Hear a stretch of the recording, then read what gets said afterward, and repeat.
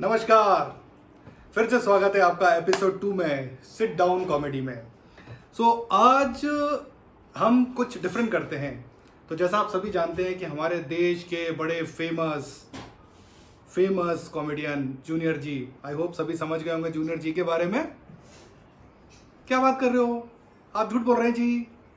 Junior जी junior जी बड़े अतरंगी काम करते हैं। अब वो कॉमेडी के बादशाह भी हैं और साथ में बहुत बड़े साइंटिस्ट भी हैं। अब उनका साइंस का एग्जाम्पल तो आप सबको पता ही है। लास्ट ईयर कुछ साल पहले उन्होंने एक बहुत बड़ा प्रोजेक्ट लॉन्च किया था कि इधर से आलू डालो, इधर से सोना निकालो, आलू डालो, सोना निकालो। अभी अभी मालूम पड़ा है कि उन्होंने एक और इन्वेंशन किया है और उस इन्वेंशन में उन्होंने अचानक से एक नई चीज़ कर दी है। और अचानक से वो एक दिन अपनी मम्मी के पास पहुंचे, मम्मी हमने एक नई मशीन ढूंढी है। मम्मी ने बोला, भाई ऐसी कौन सी मशीन ढूंढ ली तुमने? बोले, एक नई मशीन ढूंढी है, इस तरफ से घास डालो और इस तरफ से दूध निकालो, इधर से घास डालो, इधर से दूध निकालो। तो मम्मी बेचारी शॉक में आ गई थोड़ी देर बाद और उन्होंने पूछा कि बेटा तू थोड़ा सा गांजा कम फूका कर। अबे वो गाय है, इधर से घास डालो, इधर से दूध निकालो। लेकिन क्या करें, वो साइंटिस्ट हैं। तो अब वो साइंटिस्ट है तो दिमाग में तो साइंस भरा रहता है। तो एक दिन उन्होंने एक अजीब सा एक प्रोजेक्ट कर डाला, एक रिसर्च कर डाला। अब वो रिसर्च क्या था कि एक दिन वो घर में बैठे थे और बैठे बैठे उन्हें अचानक से कॉकरोच दिखा। तो उन्होंने सोचा कि चलो इस कॉकरोच के ऊपर एक रिसर्च करते हैं, एक नया शोध और एक नया खोज करते हैं। तो उन्होंने उस कॉकरोच को पकड़ा, टेबल पर रखा और उसके पीछे एक धागा बांध दिया और उसको बोले कि चल उड़। तो वो कॉकरोच था, उसने थोड़ी सी मेहनत करी और उड़ गया।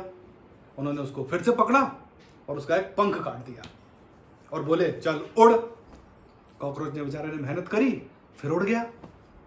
फिर उन्होंने उसको पकड़ा, भाई जूनियर जी हैं, साइंटिस्ट हैं, कुछ भी कर सकते हैं।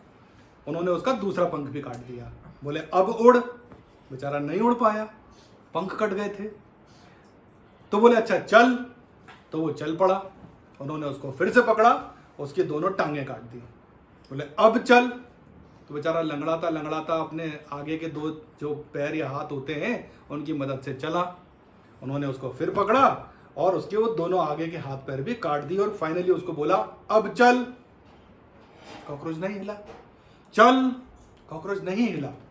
तो फाइनली उन्होंने अपना शोध, अपना जो रिसर्च पेपर है वो लिखा और जो खोज उन्होंने की थी, इन्वेंशन किया था, उसमें लिखा कि जब कॉकरोच के दोनों पंख काट दिए जाते हैं और चारों हाथ पैर काट दिए जाते हैं तब कॉकरोच बहरा हो जाता है, सुनना बंद कर देता है। अब क्या करें, साइंटिस्ट हैं भाई, कुछ भी कर सकते हैं। घास से दूध निकाल सकते हैं, आलू से सोना निकाल सकते हैं, कॉकरोच को बहरा बना सकते हैं। तो ऐसे एक बार क्या हुआ कि वो कहीं घूमने गए हुए थे, इटली विटली से लौटे थे। तो वहां से वो दो अच्छे सुंदर सुंदर घोड़े लेके आए और घोड़ों को लाके उन्होंने अपने बाड़े में बांध दिया। अब वो घोड़े तो उनके बड़े फेवरेट घोड़े थे, लेकिन अब ये बड़े साइंटिस्ट हैं, कॉमेडी के बादशाह हैं, तो आसपास राइवल्स भी होते हैं, दुश्मन भी होते हैं। तो वो कहाँ पीछे हटने वाले थे। तो इन्होंने रात को अपने घोड़े बांध दिए और बोले कि ये वाला घोड़ा मेरा और ये वाला मम्मी का। ठीक है जी, बांध दिया। अब जो पास वाले बदमाश लोग थे, बच्चे थे और जो उनके साइंस एक्सपेरिमेंट से जलने वाले लोग थे, उन्होंने रात को एक घोड़े की पूंछ काट दी। अब जब ये सुबह पहुंचे तो बड़े टेंशन में आ गए। अरे यार, बोले अब मैं घोड़े कैसे पहचानूंगा? तो बोले अच्छा काम करते हैं, ये बगैर पूंछ वाला मेरा और ये पूंछ वाला मम्मी का। ठीक है जी, ओके डन। अब रात को फिर वही बदमाश बच्चे इकट्ठे हुए और उन्होंने दूसरे घोड़े का भी पूंछ काट दिया। सुबह पहुंचे तो अरे यार, ये तो दोनों एक जैसे दिख रहे हैं, अब मैं क्या करूं? तो बोले एक काम करते हैं, एक घोड़े का कान काट दिया उन्होंने। तो बोले अब ये एक कान वाला मेरा और ये दो कान वाला मम्मी का। बदमाश चले तो उन्होंने दूसरे घोड़े का भी कान काट दिया। सुबह फिर टेंशन हो गई कि यार दोनों घोड़े एक जैसे। तो उन्होंने एक घोड़े का दूसरा कान भी काट दिया। तो बोले अब ये बगैर पूंछ वाला, दो कान कटे वाला मेरा और ये वाला मम्मी का। लोग कहाँ मानने वाले थे। उन्होंने रात को फिर दूसरे घोड़े के भी दोनों कान काट दिए। अब फिर सुबह टेंशन हो गई। अब बड़े टेंशन में हमारे साइंटिस्ट जूनियर जी ने बोला कि अब तो यार समझ में नहीं आ रहा है, अब तो मुझे एक ही चीज समझ में आ रही है कि ये काला वाला घोड़ा मेरा और ये सफेद वाला मम्मी का।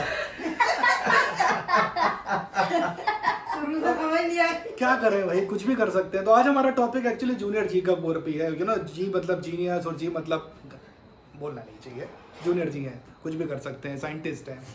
सो अब एक दिन क्या हुआ कि उनकी मम्मी ने उनसे पूछा, अब ये तो सभी को मालूम है कि मम्मी पूछती रहती हैं कि बेटा आप क्या करोगे फ्यूचर में, जब आगे बड़े होके क्या करना चाहते हो। तो एक बार वो सो रहे थे तो अचानक से उनकी मम्मी ने उनको उठा के पूछा कि बेटा एक बात बताओ, अगर आपको प्रधानमंत्री बनना है? बोले हाँ मम्मी बनना है, प्रधानमंत्री बनना है। तो लो मानो अगर सोचो कि आपको 2 मिनट के लिए प्रधानमंत्री बना दिया जाए तो आप क्या करोगे? बोले मम्मी 2 मिनट के लिए तो प्रधानमंत्री नहीं बनेंगे हम। बोले क्यों? बोले मम्मी 2 मिनट में तो सिर्फ मैगी बन सकती है और कुछ नहीं हो सकता।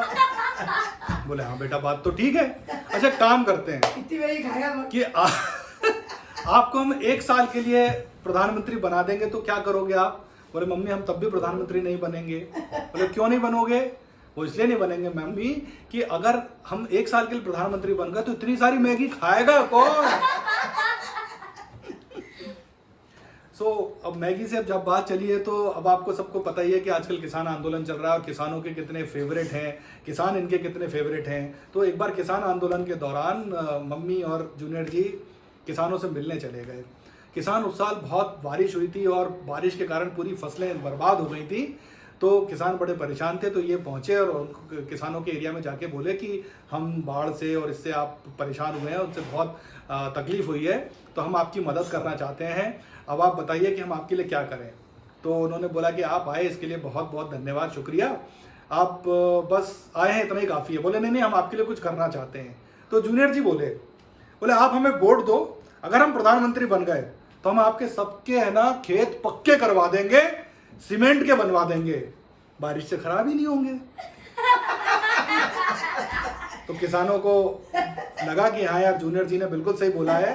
तो सारे किसान खड़े हुए और सबने 100 रुपये इकट्ठे करके मम्मी के हाथ में दिए और बोले कि आप यहाँ आए, हमारा जो नुकसान हुआ है वो तो हुआ है, लेकिन नुकसान तो आपकी फसल का भी हुआ है। फसल तो आपकी भी खराब हुई है।